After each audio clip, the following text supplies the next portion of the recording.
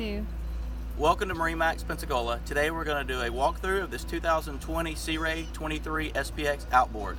This particular boat is powered by the new Mercury White 200 Verado engine, digital throttle shift, and stainless inertia prop.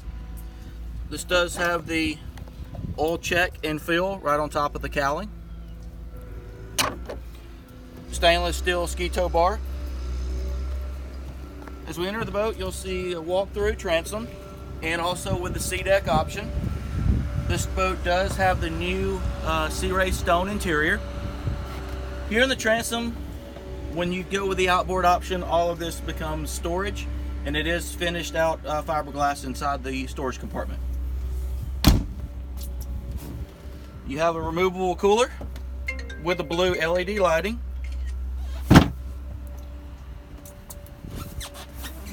Plenty of storage, another cooler on the starboard side. This one's going to have the 2 bucket seat options with the flip up thigh bolsters.